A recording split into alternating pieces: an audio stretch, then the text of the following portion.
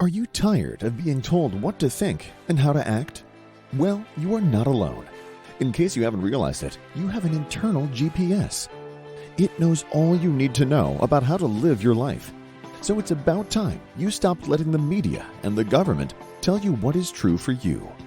In fact, it is exactly that time. It's time to think for yourself. And here to make sure you're doing just that is your host, mediator, author, and lawyer, Carol Gold.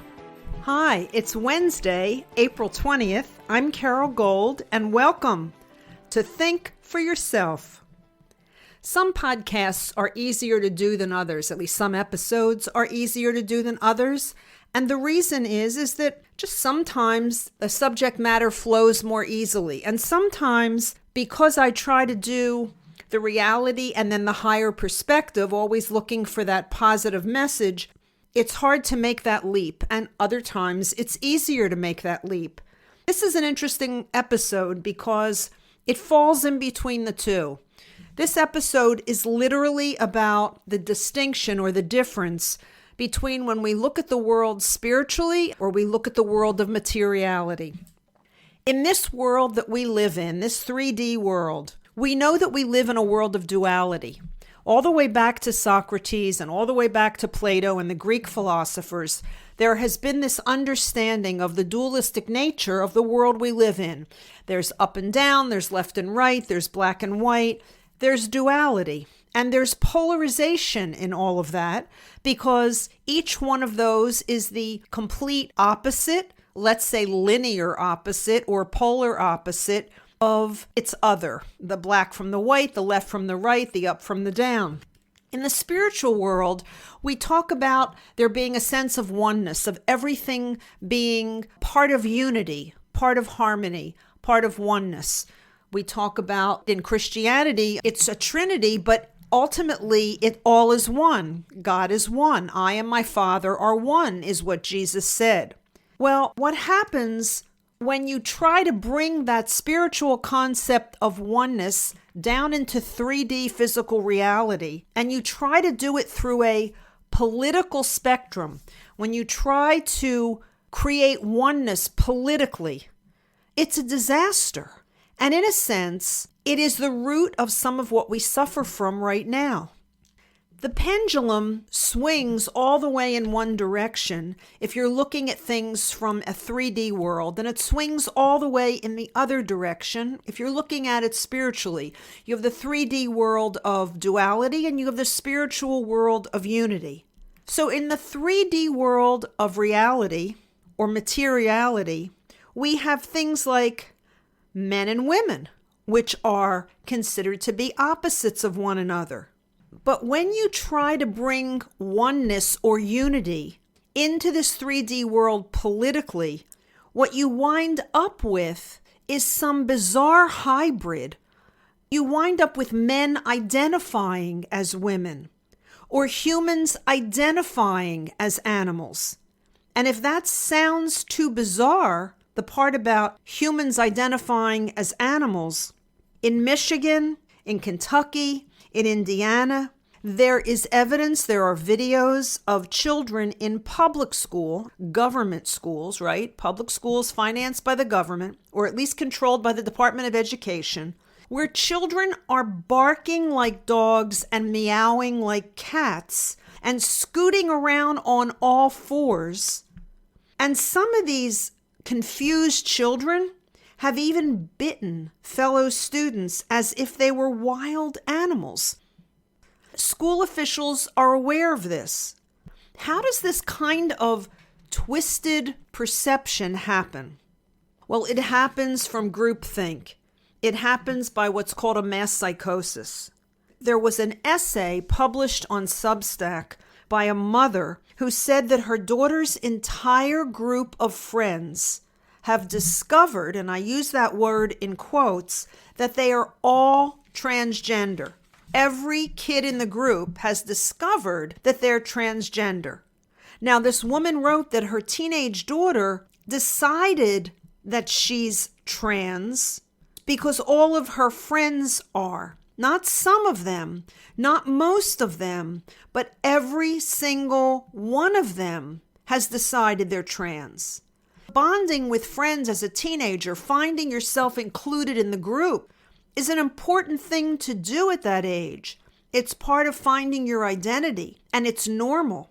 But it's not normal in the case of trans, because we've got adults steering kids down a very dangerous path. Permanent, life-altering drugs, surgeries for which there is no evidentiary good base for having. And that woman's daughter had never heard of the word trans. She didn't have any signs of gender dysphoria until the parents moved to a cool new school district that was trans friendly because the mother and father are politically liberal. It was at that school her daughter met a group of very, quote, geeky, smart, slightly but not very gender non-conforming, artsy kids, end quote. Now, if you think that group's psychology could not affect that young woman unless she already had a proclivity or an inclination, I'm going to tell you a personal experience that I had with my own daughter. From about 6th grade to 10th grade, she was in public school in New Jersey. She was an okay student. She got an A here and there, some B's, C's. I don't know if she ever got a D, but she was pretty much a BC student with an occasional A. And then when she was in the end of 10th grade, my ex-husband and I, we got divorced. And she and I moved out of the marital residence and we moved to a new townhouse in a nearby township, which meant that she had to go to a new school. So in 11th grade, she had to switch schools, right? Very difficult to do socially at that age. In the new school, she observed a group of kids who all sat together at lunch, who seemed really nice, and they invited her to sit down one day at their table. She knew hardly anyone at the school. Those kids, that table, were all the advanced placement kids. They all had straight A's, and they were in the hardest classes. In a matter of very little time, my daughter became a straight A student. Why? Well, she wanted to hang out with those kids. She wanted to be accepted by those kids. And so she rose to the occasion. Now, you can also sink to the occasion, which is what I think is happening to so many kids in public schools. They are getting indoctrinated. They are wanting to belong. The combination of it being taught in school at very early ages now, witness what just happened in Florida. Governor DeSantis passing a bill which most of the country that's left tried to call it the Don't Say Gay bill, when it had nothing to do with not saying gay. It only had to do with not teaching about gender or the ability to choose it from K through 3, kindergarten through 3rd grade, because it's being taught in schools, in public schools all across this country. Children want to belong. They don't want to be the odd person out. And what now seems to be the norm, which is it's normal for you to identify as something other than what you were born. When you teach children that when doctors deliver a baby, they guess what sex it is, you let children know that it's okay to choose to identify with absolutely anything. I've often said you cannot legislate morality. You cannot make a spiritual concept fit into a political or social structure. It doesn't work. When you try to do that, the best you can do is to wind up with communism or socialism or some other dictatorial, autocratic, top-down, a few at the top who get all the perks and all the benefits, and everybody else is basically slave labor working for the benefit of the few. That's what you get. Because the kind of oneness that is taught in religions and in healthy spiritual disciplines is something that has to emanate from the human heart. It can't emanate from the human mind, and it can't be imposed through societal or political structure. That has to do with evolution of our hearts and our consciousness. It doesn't have to do with the latest and greatest political system. I'm on a bit of a rant today because this week several things have happened that I find so disturbing because we've come to think of them as either okay to say or okay to do, or that it's something we have to put up with. You know, I went to a meeting this week. I live in Texas, and I went to a commissioner's meeting that sets the rate for real estate taxes. And I was there listening to, and there were a lot of people there from the public who had come to object to what's happening to taxes and how they're being raised. And when I left, I thought to myself, I bought my home. This isn't the first home I've ever owned, but I was thinking about this one. I bought my home. I bought the land that it sits on because I own it as fee simple, which is the deed description, and the ownership category, which means I own the house and the land. So if I paid for the house and I paid for the land, and now I'm responsible for the house and responsible for the land, and I maintain and I improve the house, or even if I don't, I've bought it, I've paid for it, I own it, why am I paying a tax every year to a governmental entity? Because if you think about it, number one, that tax goes up every year. So every year, the threat that you could lose your home becomes greater because if you don't pay your taxes, you will lose your home. Someone else can pay your taxes and get your home. Or the government can come in and foreclose on you and take your home. My recollection serves me that this is why we left England. This is what King George was doing. This is what Robin Hood railed against. This is what the Sheriff of Nottingham and the King were doing to the general population.